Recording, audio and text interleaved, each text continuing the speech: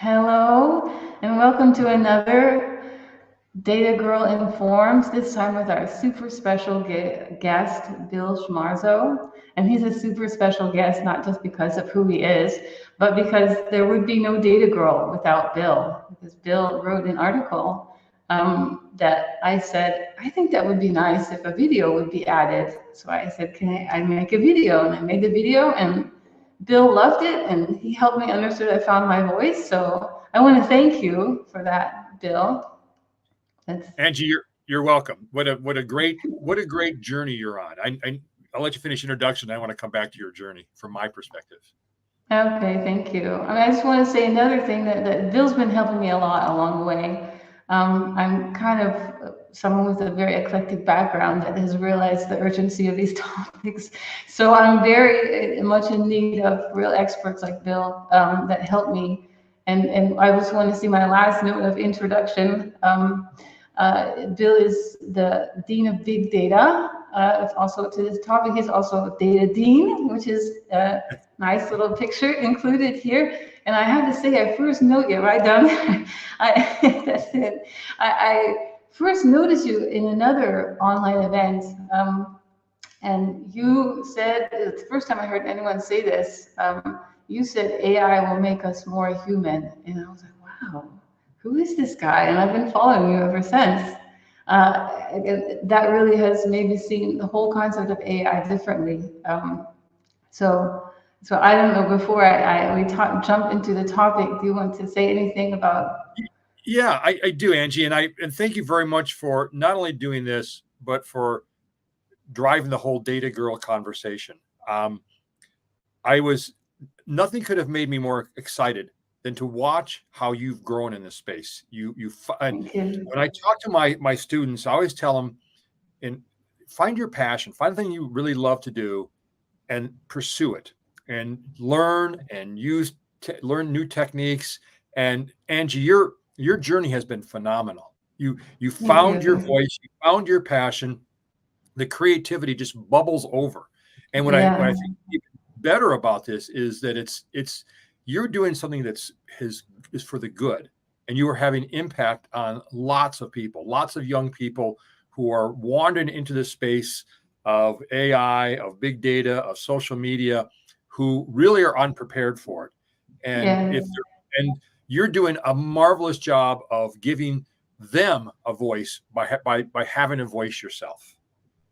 Thank you. Really, that means everything to me. And I have been hearing from people because when you're in the middle of things, you don't always realize what impact it's having. And also because, especially, which is kind of related to this topic, if you're relying on information from social media about what impact you're making, then it will be distorted.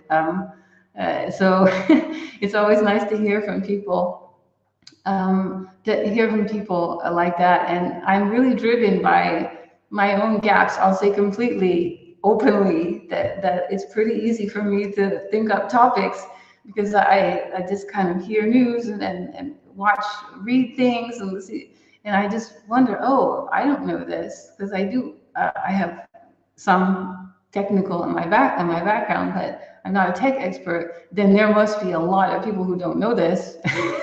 So I just make videos about it. It's pretty straightforward. So thank you very much. Um, Now, if we can transition into this topic, which we could probably talk about this for days. But I'll just go into what, for me, thinking about it is what the importance of social media and how it got that way. For me, social media is one of the first mass worldwide tests of AI's impact on society. Obviously, AI is all the way everywhere. But social media started with it many years before it was on anybody's radar, except obviously the experts. And people are very emotionally involved, and they interact very much with it for many years without realizing it. So I don't know what you think of that view of the topic. Yeah, I like that. I do think that social media was, in spite of all the interest in Chat GPT recently, that social media was really the testing grounds for AI. and we're going to talk about later, it also was enabled by big data. And we were totally unprepared for what was going to happen. I think when it first started out, it was a phenomenal way to erase time and distance to stay in contact with people. Sharing on Facebook your photos and reconnecting with all high school friends and such. It was so good. And then places like LinkedIn come in, and you and I both use LinkedIn pretty frequently as a vehicle for sharing ideas and connecting with people who have different perspectives, who bring different skill sets that make us all better. And I think there's so much good with social media, and then it got hijacked. It got hijacked because nefarious organizations and people knew that they could leverage the trust we put into human communications to, it's called propaganda back in the days of World War II and the Nazi regime, to influence people's beliefs, not just influence what products you might want to buy, but influence our beliefs and the core that makes us humans. And so a lot of that came because we were unprepared. I don't think we were aware of what was working. And when I talk about awareness too, when something appears on your social media feed, it isn't by accident. Some AI model has decided to put that there, right? And you need to be aware that you think about, well, why did that AI model decide to show me that? What was their intent? What is their rationale? And we don't think like that when we really need to be very cautious, vigilant, reading what we're getting on social media. Well, I think, Data Girl obviously focuses on children. And one thing that bothers me to no end, really, is that it's also whether a person's content goes viral, or how many likes, or how many, I want to call it random, because it's the algorithm decides. It says nothing about a person's real value. And children and teenagers aren't really equipped to understand that in the first moment if they don't have that awareness that you're speaking about. Yeah, I think what the beauty of what you're doing, Angie, is trying to increase the awareness. I mentioned before we started that I had an opportunity yesterday to present to in a high school here outside of Des Moines, Iowa, to a bunch of juniors and seniors about what's going on in the world, and helping them to make them aware of how everything that they do and everything that they say and everything they post, and even surveillance cameras, and every time they use a credit card, every time they do something, is being captured. Their information is being captured by some organizations who are trying to do good, and some organizations who are trying to separate you from your money, right, and influence your thinking. And it starts by understanding that everything that you do is being captured and shared. Yeah, thank you. Actually, that leads me into the next question I had, which is big data and AI, because I think a lot of people don't quite maybe understand what that is. Can you explain in simple terms big data and AI and how that impacts social media? Because it's that the reason that that's so important, what you just said, is because of big data and AI. So just to make sure everyone's on that page. It's a great question. So the thing about big data, what makes big data so powerful and dangerous isn't the volume of data, it's the granularity. It's the fact that I can build an individual model on every one of my users. I can know exactly every one of my users, whether it be, think about social media. I know everything you post. I know what you like. I know what you share. I know the comments you make with others. I can start to build networks to show me who influences who and who your cohorts are. I know everything about you as an individual. So the big data wasn't about volume. That was the misnomer. It should not have been called big data.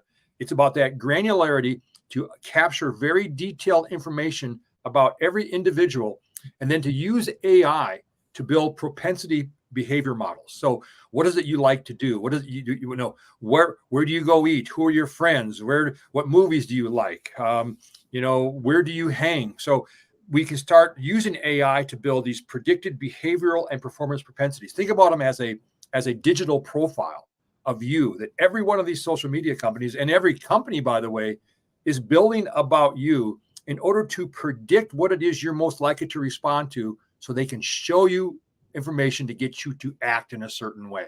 So again, big data wasn't about volume. It's about that granularity. And then AI took that granularity, built these individual models, predicts your behaviors, and uses that to figure out, for example, what am I going to show you on social media? What am I going to show you on Amazon? What movies am I going to recommend for you on Netflix, or what songs on Spotify? All of it driven by AI models built around your individual digital profile. Yeah, and I think there's so much. I mean, obviously, the more I dig into this, the more I realize just how much influence this has on people. I mean, a social media bubble where you could really just think that people can very easily think the whole world thinks a certain way. I mean, look at elections. I don't want to get political, but it's just a fact that if you're getting all your news from a social media bubble, which is a large percentage of the population, which I've seen some studies, that is quite an influence, and also the social engineering, phishing, they can get quite sophisticated if they know everything about you that's being posted on social media. So those are a lot of things that are quite scary. Just so if I could jump into the next, so easily one could feel helpless and powerless. Yeah. But we're here talking about protecting your profiles. And I think you're in an excellent position to help people understand how they can take some power back. Well, to a certain extent, it's going to be hard to take it back because we've been seduced by the free apps, right? We've been seduced by the fact that all the social media is free and all these apps are free. And let's be honest, my mom used to always say, there are no free lunches, and there are no free lunches. Nothing is free, right? And so a lot of these apps, some of the companies are really smart in that they build apps for the sole purpose of just capturing more data about you, right? And they may not even be certain how they're going to use that app to drive value, but they know if they capture more value about you, they can use that information about you to persuade you elsewhere. And so there's little that we can do if we're going to interact with social media, if we're going to interact with, email and other sorts of devices, we're going to walk around the community with surveillance cameras all around us. I mean, you can put, something over your face, I suppose, put a Batman mask on, but the bottom line is that your data is out there. So if you know your data is out there, be smart about what you're saying and doing. There's been many cases where, high school students had a photo of them taken by a friend. They're holding the beer. It gets in front of the college admissions they're trying to apply for. And the college says, we don't need your type. Sorry. Right. So think carefully about everything that you say and do digitally. And even now with surveillance cameras, anything you say and do can and will be used against you. So be careful what you share. Be careful what you say. Be smart about that, because that's probably the very first thing you do is be careful what you put out there, because we don't have an ability, for example, to go to a social media site and say, erase all my data. They'll just laugh at you, right? We don't have a chance to go back to social media data and to correct misperceptions. It's outside of our control. So the best thing we can do is be vigilant about what we're doing on social media, what we're saying, who we're responding to. Be smart. Yeah, that's actually one of the points. We have these our video. So who hasn't seen it? Put a lot of effort into this last video with Data Dean. That's one of the things. If you don't know them, they're a nope. That's my daughter's favorite part. She says they're nope. That's really important. Because it's easy it used to be, it felt like social media was really great for expanding networks, which obviously LinkedIn is part of the whole point. But in a moment where it's hard to understand fakes, and as you say, a lot of profiles even are out there just to collect your information, you have to be very careful about why you're there in the first place. What do you actually want from it? Yeah, and be careful about being baited, right? This is why I'm very reluctant to go to Facebook, because I found that I had longtime friends who had beliefs. I don't mind if people have beliefs different than me. I think that's fine. But when I'd ask them for their rationale, they'd get angry. They get angry, and I found that you almost get baited into a debate with somebody around something that's stupid. And I don't want, first off, I don't want a stupid conversation to be associated with me, so I don't engage. And the best way to not engage is just I don't go to Facebook. I don't use Facebook. I'm almost exclusively on LinkedIn, and there are much less baiting happen on LinkedIn. I find LinkedIn a much better governed environment. But every now and then somebody will say something really stupid, and what I typically do is just unfollow them. I don't need more stupid in my life. I got plenty of stupid here already, so I don't need to add other more stupid. By the way, being in Europe, I'm also not on Facebook right now and Instagram because I opened it one day. They got a fine from GDPR, and I opened it, and it gives me the option: pay 12 euros a month or let them take my data. So I said, wow. So I mean, obviously. So now Data Girl is looking for the right place to be on social media, because doesn't seem, yeah. Well, that's So Angie, you can see, as you say, for your data. So Facebook has said that your data is worth 12 euros a month.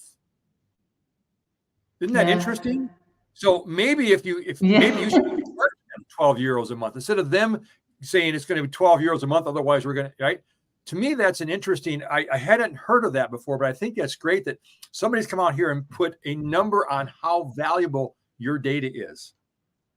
Exactly. Yeah, I guess it was something like 12. But I did, just by chance yesterday, I saw someone on LinkedIn has this movement that we should push the politicians to put laws in that we have to be compensated for this data, that because people are making billions, it's sold and resold multiple times. So yeah, there are some people who are pushing for that. But go ahead. No, go ahead. I would say it's. Let's talk about the politicians, because I love what GDPR has done. It is clearly something that had to be done in the EU, not in the United States, because the United States isn't, I don't think, smart enough to figure out things like this. And our politicians are. So here I am being baited into comments about politicians. And so I'm not a big fan of politicians. I think too many politicians have a background in law and not enough backgrounds in economics, but that's a whole different conversation. But it's important to realize that while GDPR, I think, got it right, that's almost the exception, not the rule for what governments do. We see lots of government activity. We see lots of people trying to try to corral this, especially AI now. And I have very little confidence in a government who, at least in the US here, struggles to agree upon the funding to keep the government even running. They can't even agree on things like the basics of making sure our economy, the government continues to run. And I'm going to trust you to make decisions about AI. Some of those people who are making decisions about AI, they're 10, 15, 20 years older than me. I mean, they were probably still amazed that microwaves work, right? So I don't want those people making decisions about AI because they're not even using it. They don't understand it. So the government stuff worries me. It isn't the AI model that worries me. It isn't what AIs do. It's how we build that AI utility function and how we train that model to do the desired outcomes we want to have, right? To me, that's the critical part. We, as citizens of data science, as Data Girl and Data Dean, need to make sure that we are giving voice to our people, so they understand their role, their responsibilities, and their rights to be involved in this. Don't wait for government to solve this for you. Grab your stick, grab your pole, grab your flag, and march to make sure your voice is heard. Yeah, that's actually the whole reason for Data Girl and its simplicity. That I do believe that if people really understood and they really knew that there could be some reaction.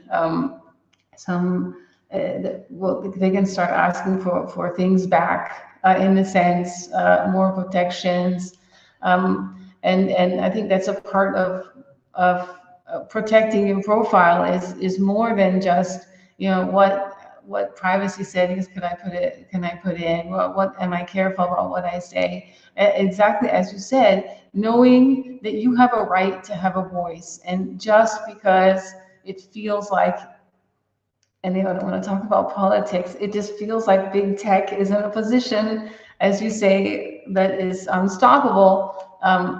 There's still masses of people who have data and have lives. And someone told me the other day, he said, well, you can't really blame big tech because people are actually there. So you can't really complain about social media if you're on social media all the time. And it's addictive, so it's hard not to be on if once you get used to it. But yeah, I think, yeah, there is, in the masses, in connecting. That's what Data Girl, Data Dean are trying to do.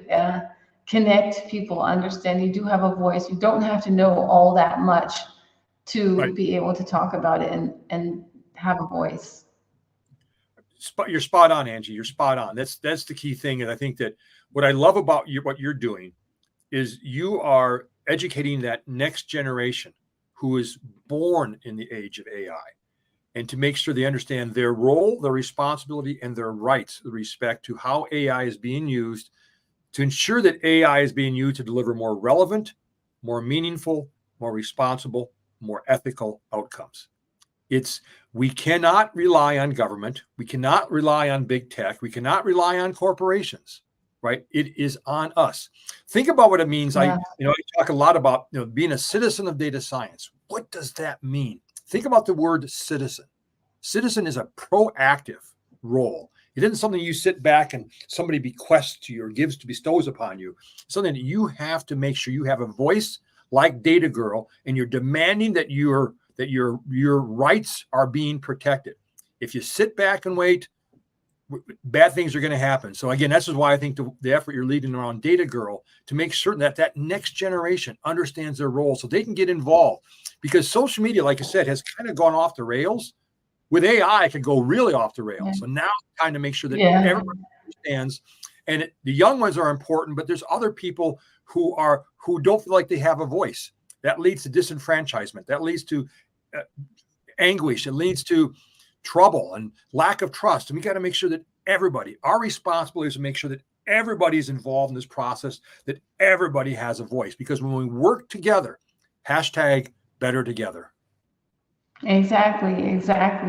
And I just, this reminds me, it's even more important, diversity. The diversity often feels like, we've been talking about for the last 50 years, that fairness and diversity. With AI, this is even more important. I just saw an excellent article, and I unfortunately can't remember who was written by, on LinkedIn, and it was a writer, and he said, he was talking about like this whole concept that they're teaching people to do a first draft with like Chat GPT, and then correct it. And they were talking about how that can lead to a whole, like, people have this Chat GPT mindset.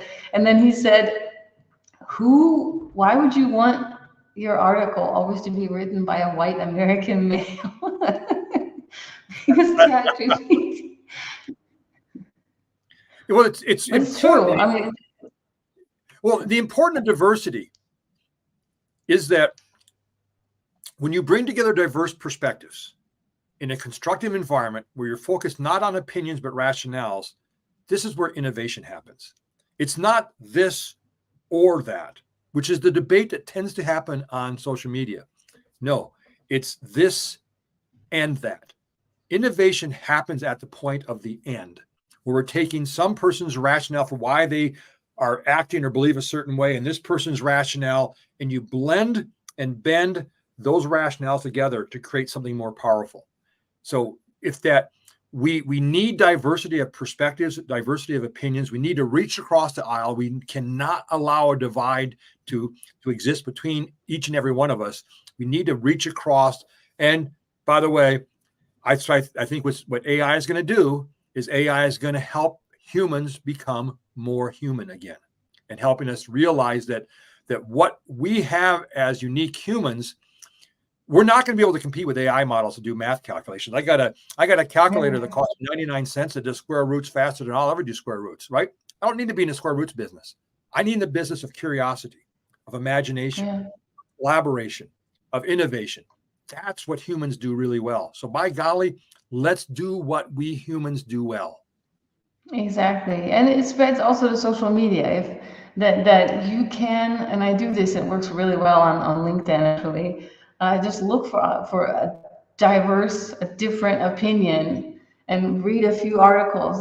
And the algorithm really does get a little bit confused and it gives you different stuff. And but it also helps you take back a little bit of